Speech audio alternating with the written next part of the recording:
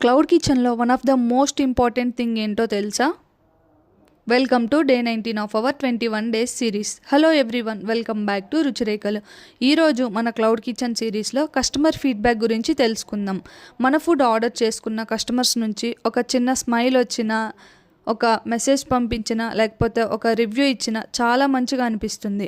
మాకు ఆ ఫీడ్బ్యాక్ చదివిన ప్రతిసారి మోటివేషన్ పెరిగిద్ది, కాన్ఫిడెన్స్ లెవెల్స్ బూస్ట్ అవుతాయి.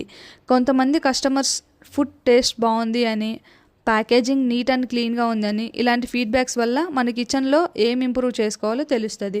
అన్ని పాజిటివ్ ఫీడ్బ్యాక్సే ఉండవు, నెగిటివ్ ఫీడ్బ్యాక్స్ కూడా ఉంటాయి. నెగిటివ్ను కూడా పాజిటివ్గా తీసుకొని ఇంకా ఎలా ఇంప్రూవ్ చేసుకోవాలి అని ఆలోచించుకోవాలి. సో మీరు కూడా మన ఫుడ్ ట్రై చేసి ఫీడ్బ్యాక్ ఇవ్వండి. మా జర్నీలో మీరు కూడా పార్ట్ అయితే చాలా హ్యాపీగా ఉంటుంది.